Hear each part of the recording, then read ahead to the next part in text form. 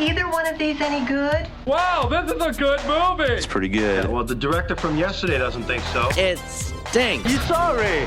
You waste our film. It's so bad! Heading into a movie week with really one big release and some smaller ones to talk about, and we'll do just that. Welcome. This is the Screening Room Podcast, and she is Hope Madden. He's George Wolf. And we are from madwolf.com. And let's start out with the latest from Pixar. It follows Riley and her teenage years encountering new emotions. Inside Out 2. I know change is scary.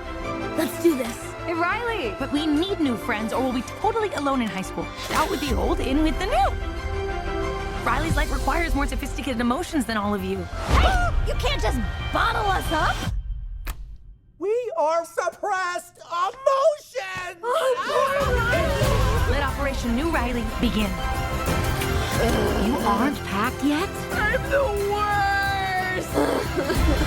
Well, that's a preview of the next 10 years. Come on, Riley needs us. Have I ever steered you wrong before? Many times. What is that? It's the sarcasm! Sarcasm? Boy, are we so lucky we ran into you guys! Boy, are we so lucky we ran into you guys! Wow, those guys are jerks. Wow, those guys are jerks. It's been 9 years since Inside Out. Crazy. And we're still getting over what happened to Bing Bong. That's right, we are. That's right, we are. That was a good one. And they do a great job following up this story because even though it's been 9 years since that movie came out, we catch up with Riley, who is now voiced by Kensington Tallman. That's a name. When she's just turning 13 years old. And I think one of the great things about this movie is they not only make it seem like a natural progression of the story, but one that's almost necessary because we're dealing with emotions here, and what's a more emotional time in your life than puberty? And that's what this movie focuses on. Yeah, it's just incredibly clever. And, you know, the emotions that we've known so far seem to have a good reign on what's going on in young Riley's, head. And then all of a sudden, out of nowhere, there's a new crop of emotions, and they're perfect. Yes. For adolescence. Anxiety is the one who edges Joy out as the new leader of what's going on in Riley's head, which again, perfect. Yeah. Anxiety is voiced by Maya Hawke. She's great. Yep. And then you've got new emotions, including envy, which is Ayo Edebiri. And we. Yeah. AKA boredom. Right. Voiced by Adele Echarpopoulos. I know I messed that up. From Blue is the Warmest Color. Yeah. And she doesn't have a ton of lines, but she's hilarious. And neither really does Embarrassment. And Embarrassment is from Paul Walker Hauser. Also not a ton of lines, but real visual, more visual, that character. But they all work perfectly, and then you've got the returning emotions of not only joy, but you've got disgust, this time voiced by Liza Lapira. Louis Black is back as anger.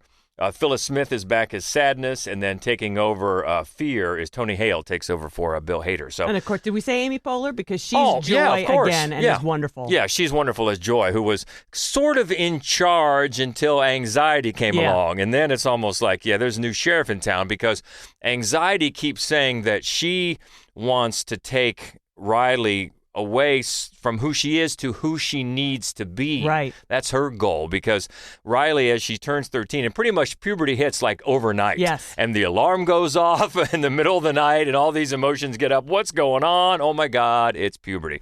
As she's leaving for hockey skills camp, she's going off with her two best friends. And once they get there, then the question becomes, is Riley going to lose her sense of self as she wants to be accepted by the older girls and the leaders, the stars of the team, and sort of leave behind her best friend. So that's the conflict really that's breaking out between Joy and Anxiety. She's letting this new Anxiety rule her actions. And are they really in line with her true sense of self? And once again, it's really, really clever. The way they do it. If you remember from Inside Out, they dove into the psyche and all these different areas and all these things that are going on that make up your sense of self. And they move into different areas now in a very clever way. One of the writers from the first one is back. Meg LaFauve, also joined by Dave Holstein and the director, Kelsey Mann. And this is his debut. But they do a great job of carrying it forward, carrying the story to natural places. Like we go, when puberty hits, this demo team comes along and just crashes everything we've known. I'm like, yep, that sounds right. And then they get to the sarcasm. Yeah. That's pretty funny, too. Yeah, it is. Yeah, and so it's not, I wouldn't say it's as funny as, say, Toy Story 4, which was a laugh riot. Yeah, but it's funny. Yeah, on the Pixar scale, it's pretty funny. Yeah. Especially, we both got a real kick out of this character that comes up when they find an old memory of Riley's from one of her favorite kiddie shows when she was young, and the character is named Pouchy. Yeah. A pouch. Yes. Voiced by James Austin Johnson from Saturday Night Live. Hilarious.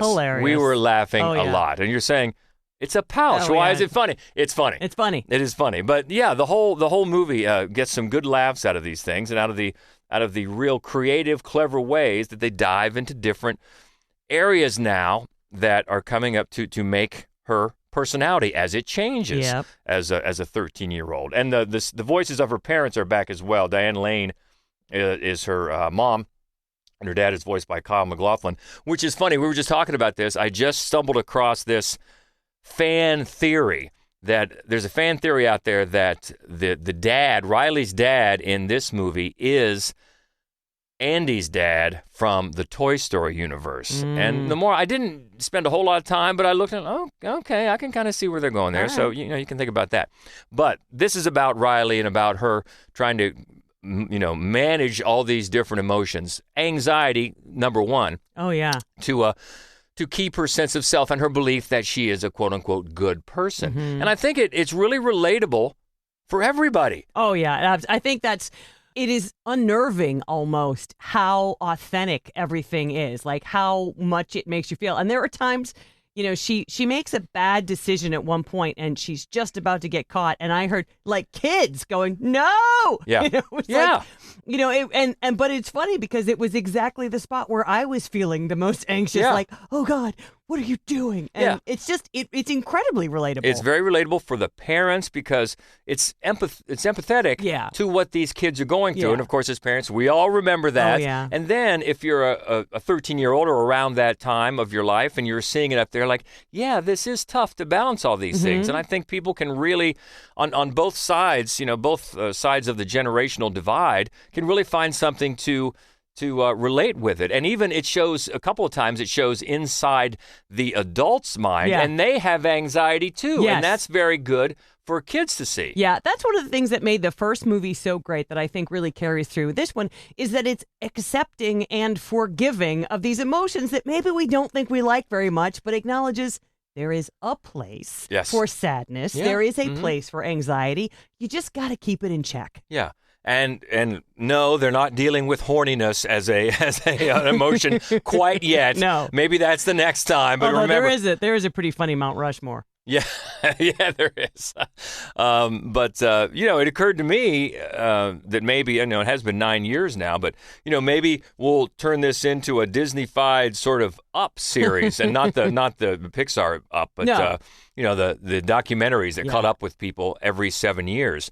Because they do give you a little glimpse. There's a great cameo voice. June Squibb does Nostalgia. And she just kind of pops in, and they're like, no, we're not ready for you yet. So who knows? Maybe down the line. But I thought it was just very charming. Yes. Very charming and fun and funny and relatable. And I think something great for the whole family, for the parents and the kids to see. Totally agree. Yeah, and that is out in the theaters now. It's called Inside Out 2. Well, let's go to Netflix and stay with animation. This is Ken Sato, a superstar baseball player who returns to Japan to become the latest hero to carry the mantle of Ultraman. However, he is compelled to raise a newborn kaiju monster, the offspring of his greatest enemy, as his own child. It's Ultraman Rising. How do you do it? Juggle everything, your job, your kid? Honestly, it's not easy. They're like little monsters sometimes. Ultraman! Do your job! I'm doing the best I can! Find the infant and bring it back alive. Roger that, sir. Careful! This is not playtime. You get down from there right now, young lady. Ultraman, turn the infant over now. Onda will never stop until she's captured. She needs you.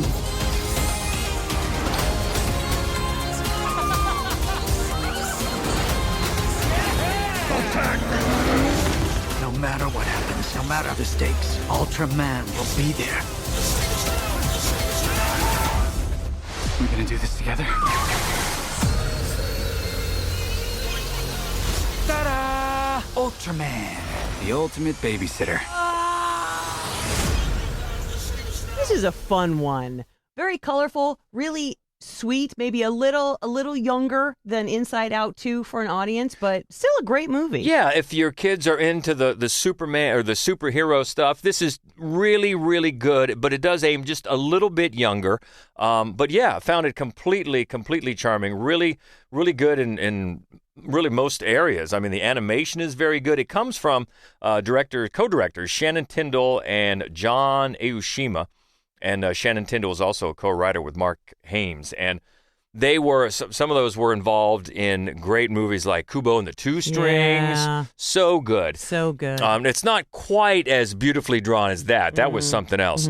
But this is from what I could gather, it's really an American adaptation of a Japanese franchise. Right. And really well done. It's Ultraman, obviously, is the superhero. Sort of a look that is a combination of Iron Man and the Rocketeer is sort of the sort of the outfit. But it's pretty much a super suit. But Ken Sato, as the synopsis says, had been a baseball star in America, but is coming back home to play in Japan and also becoming the latest Ultraman. But yeah, then gets sidetracked because most of the time Ultraman is fighting these kaijus. But now, through twist of fate, this baby kaiju kind of looks to Ultraman as its parent, right. It's even its mother, and how's he going to balance that out? So it's an interesting story about family ties, because Ken, the baseball player / Ultraman, once he gets older, his mother is gone, and he's got an estranged relationship with his father. So you get into those ideas of family and destiny and reconciliation. So it's a nice story, and there definitely is some superhero action. And there's some kaiju stuff too, if you like that. But it's all animated. But it's really it's solid. Again, it's one that's a little bit of a younger audience will probably appreciate this the most. I think once you get into maybe 15, 16, they might roll their eyes at it. But it's well done. The animation, the pace, everything about it is really is really impressive. And especially for an Americanized production of a Japanese franchise, it's done well. And you will recognize at least a couple of names from the voice cast. Gedi Watanabe is in the cast as well. And also, if you go back to The Karate Kid Part 2. Remember the girl from The Karate Kid Part 2, Tamlin Tomita, actress Tamlin Tomita. I'm sure she's done many things since then. She has, but she obviously made an impression on you in Karate Kid Part 2 because every time she's in something, he right away, is she the girl from Karate Kid Part 2? You know what it is? She like you just said, she's aging very well. Yeah. And I think you one look at her face, you're like, oh, I know that face. That's right. Yeah. I remember when you looked all broken and shattered for a moment. Daniel-san had to come to your rescue. Exactly. So that's part of the voice cast. But yeah, well done, and that's on Netflix. I think the kids of a certain age, especially if they like the superhero stuff, will really enjoy this, and the parents will too. On Netflix now, called Ultraman Rising. Let's go back to theaters for a drama, fantasy, mystery, online behavior, and content consumption through the eyes of a teenage girl who immerses audiences into her dreams and nightmares. Navigating between drama and reality, she's guided by a disturbing and mysterious YouTuber named Patricia Coma. The movie is called Coma.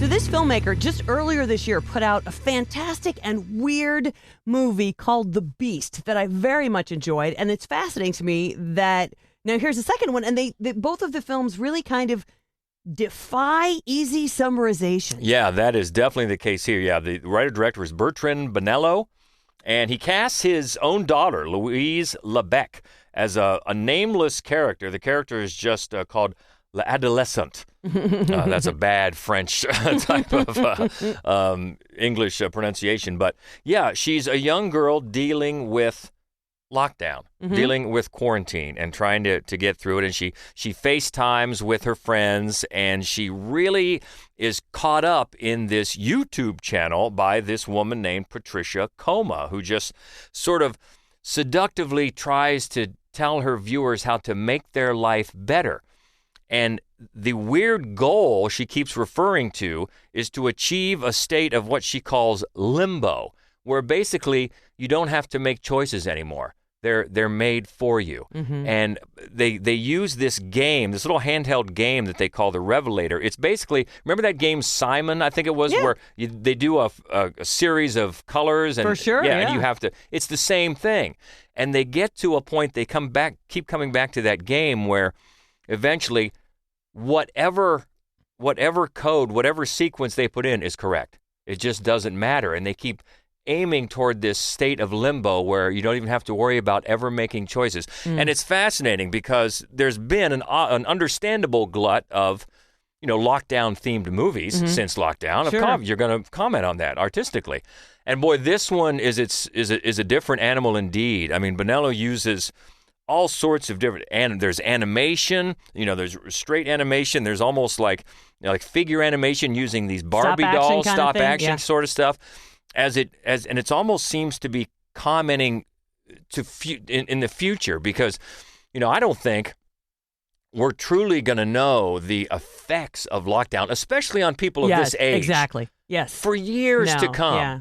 And I think this is, to me, it was speaking to that as well. Like this very impressionable age, and we were just talking about this age in Inside Out too. They're going through so much anyway, and all of a sudden, as they phrase it in the movie, the reality just ground to a halt. Yeah. And now, how does she get through this? And she's trying to come to grips with mortality and the world and her place in it. And it's a fascinating way to look at it. It's one of those that some people it's just going to be too out there for some people. But if you don't mind experimental filmmaking, where this filmmaker is really going in different directions, and even though it's a simple story, a simple idea, this young girl trying to come to grips with her place in the world, the way that it goes about it is not simple. And if you're up for that, I think it could be fascinating. And as we've already said, this is a very intriguing filmmaker. Yeah. And in fact, one of the, you mentioned The Beast, one of the co-stars from that,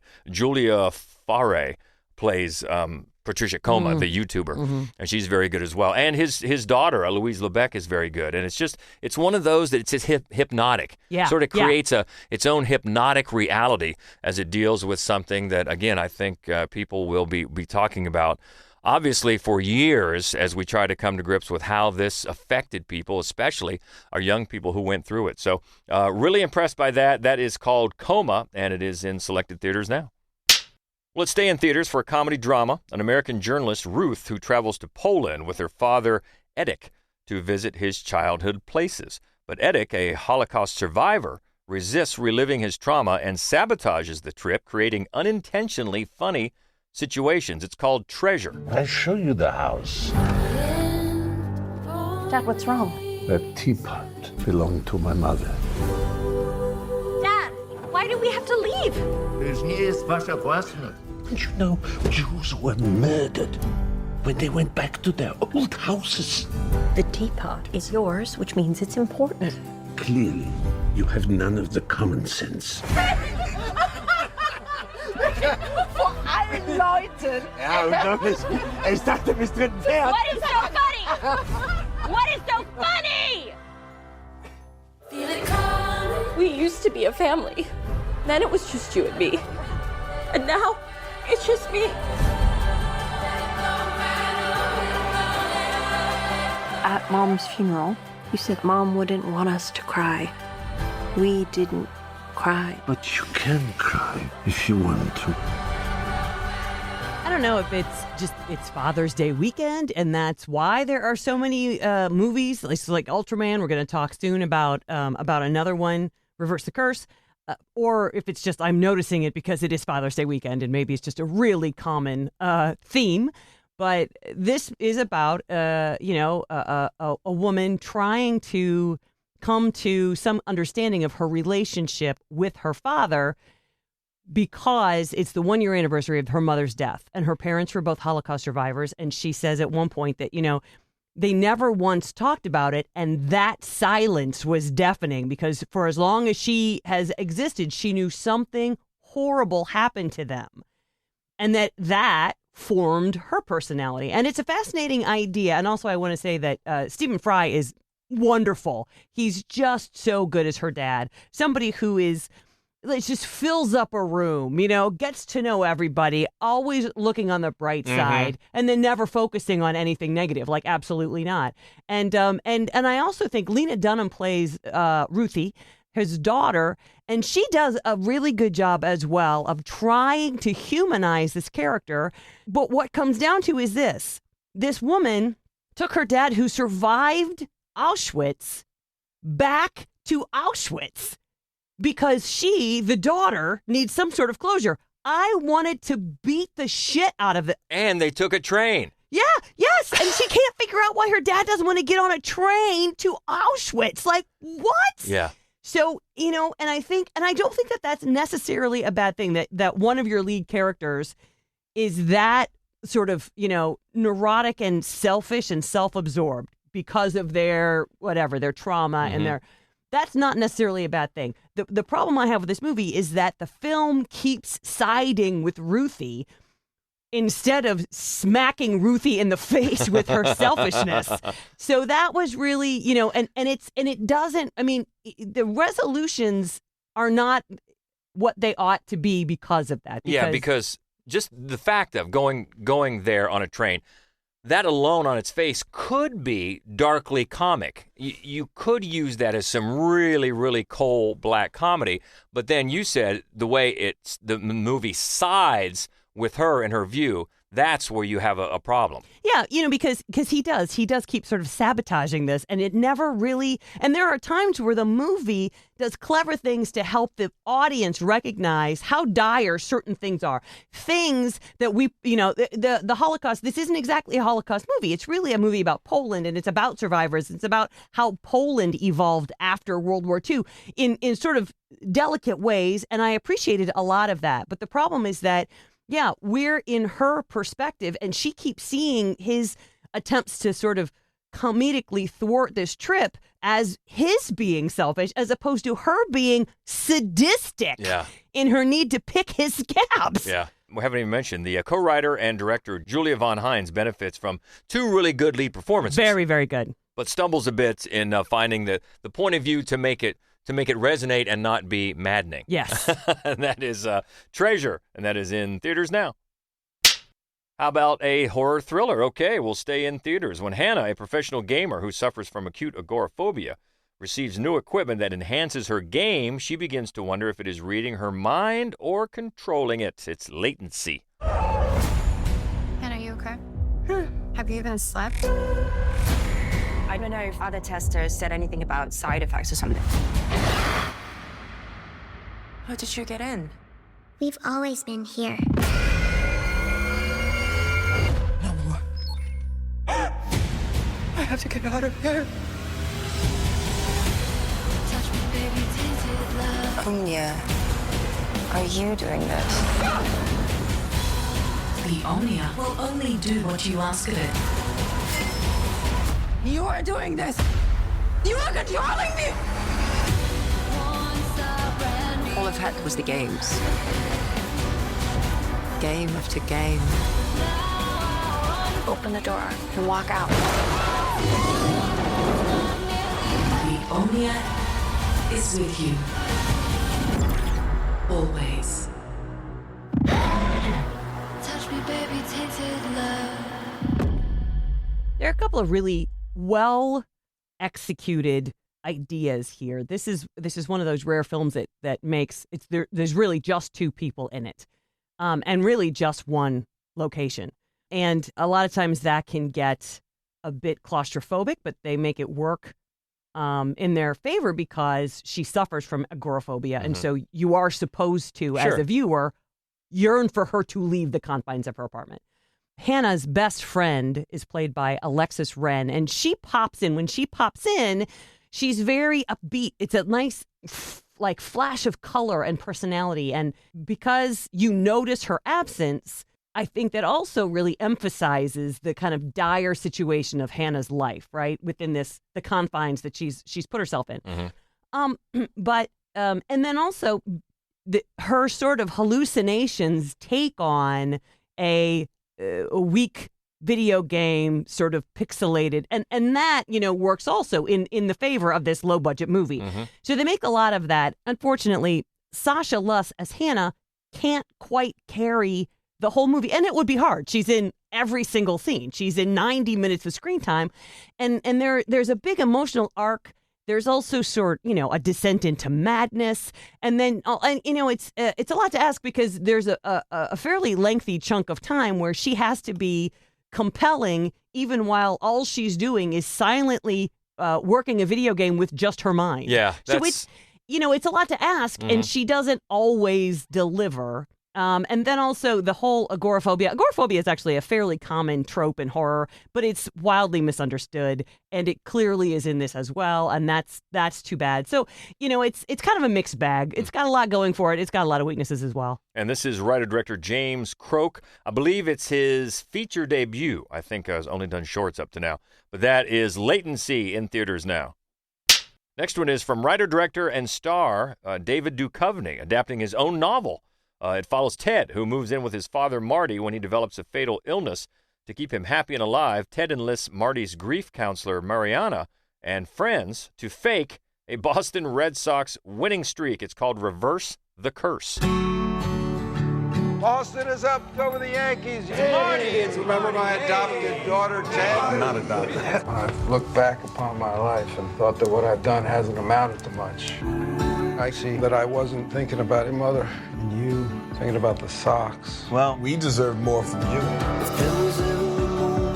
He's been a victim. He's been a scapegoat. Now he just needs you. Don't let me die, Ted. Don't let me die. Come with me. Do you smell that? It smells like baseball. There are a million ways to tell a life story. As a comedy, as a tragedy, as a fairy tale, where baseball teams keep you alive. He's trying to tell you his story in his way. Baseball is the only game that death is jealous of. Baseball defeats time. Only baseball has the possibility of going on forever. This is getting to be your neck of the woods, outside Boston. No, I've never even been there, actually. What? Why are you a Sox fan? I like rubbing people the wrong way.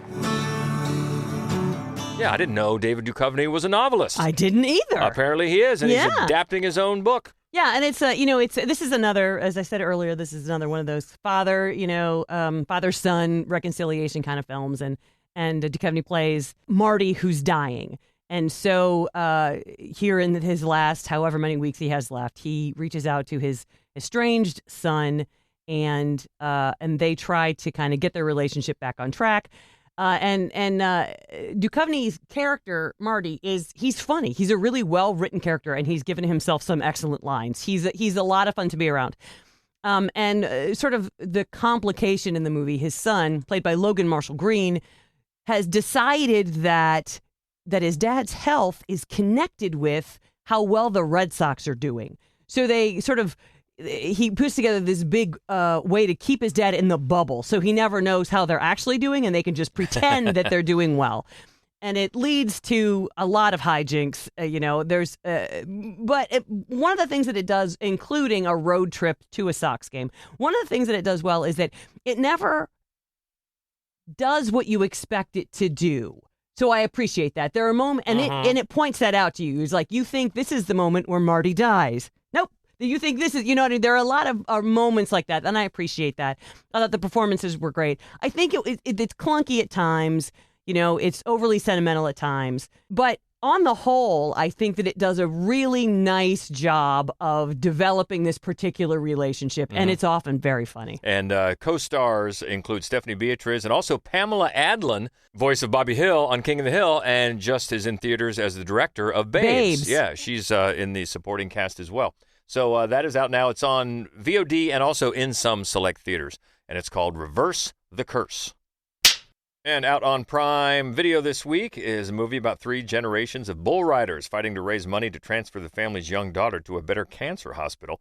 Set in Stephenville, Texas, it explores rodeo, addiction in the heartland, and the cowboy's place in modern America. It's called Ride. We got ourselves a Texas-sized showdown. I know you'd do anything for your sister, but everything is pointing to you. Am I talking to my wife right now or to the sheriff? You stand for everything. Family, faith, and strong American values. Let's go!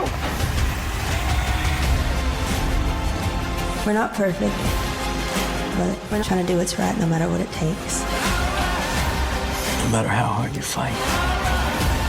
I don't need help raising my daughter. Whether you make 8 or not, the bull always chucks you.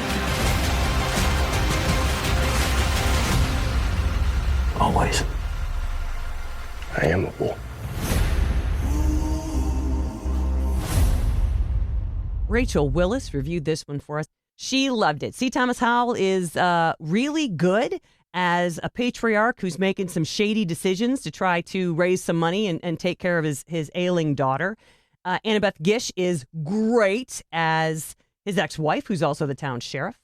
And it does a really nice job of developing the family drama. It's another one of those father-son stories. Right. And it does a nice job of developing that family drama. It rarely, dips into cliche.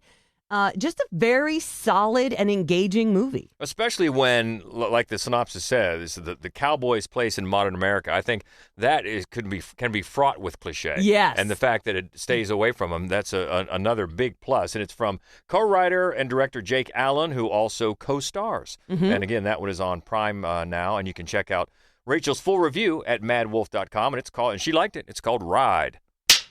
Back to a horror film in select theaters and also on Prime. Dakota and Axel's once passionate relationship has become poisoned by resentment. As emotions boil over, Axel starts sprouting black veins and excreting an acidic liquid. Hate when that happens. His touch burns flesh, and a life-or-death battle ensues in Kill Your Lover. I am going to break it off. It's just, today's just not the right time. Dakota, I need it! Ah! It's like a band-aid. You just got to rip it off. I need an ambulance. Are you feeling any discomfort? Told you I feel fine. You're about as far from fine as I can imagine. You burned your partner with something that's excreting from your pores. If you're in trouble, you can give us a sign. If you want out of this relationship, you're gonna have to go through me. Your germs are my germs. Bring it.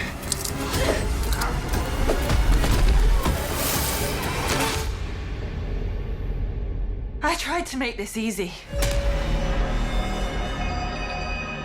Brandon Thomas handled this one for us at madwolf.com. Also loved it. Loved it. Loved it. And it's another one of those. It's just 2 people. It's just one location. And it's a long analogy about toxic relationships, but it's handled incredibly well. The performances are amazing. The creature effects, if that's what you want to call it, very impressive, especially for a film that's clearly, got a limited budget. He thought it was really impressive. Yeah, the co-writers, co-directors are Alex Austin and Keir Seward.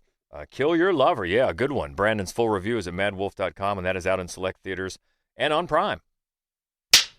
And one more out on VOD this week. A young Egyptian man moves to Toronto and becomes a part of the LGBTQ2S+ community. It's called Queen Tut. Hey, y'all. This is Nabil. Did you like the show, baby? Yes. Our iconic queer venue, Mandy's, is at risk of permanent death. We will never raise enough to save this place. Well, we have to do something. We have to try. They can't stop all of us! What are you planning on doing with these dresses? I don't know yet. I think I'll know when I get there.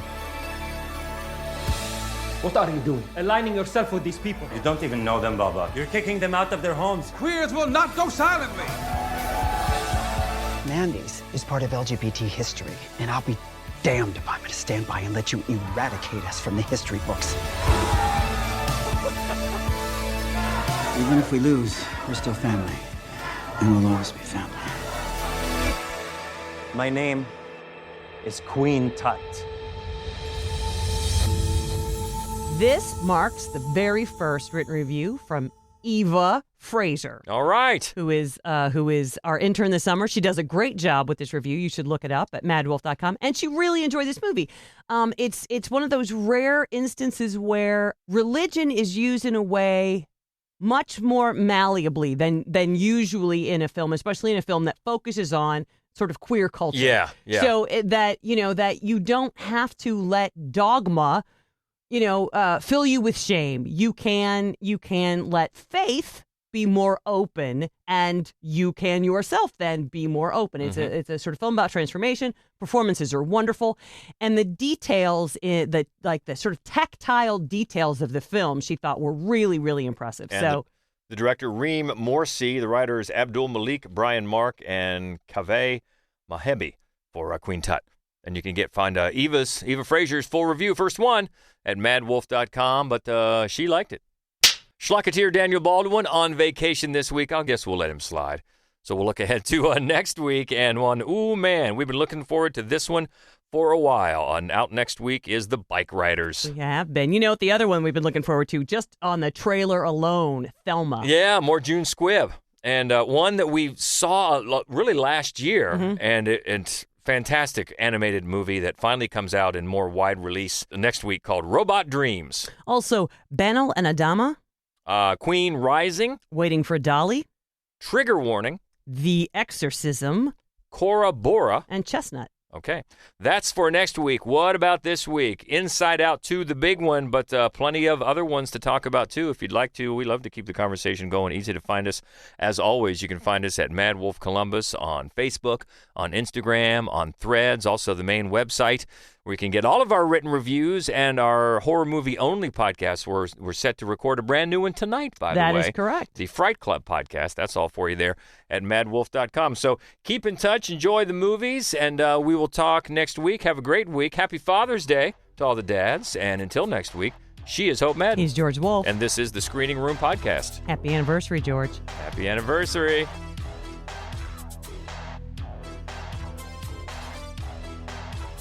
I do wish we could chat longer, but I'm having an old friend for dinner. Bye. Okay, everybody, that's a wrap.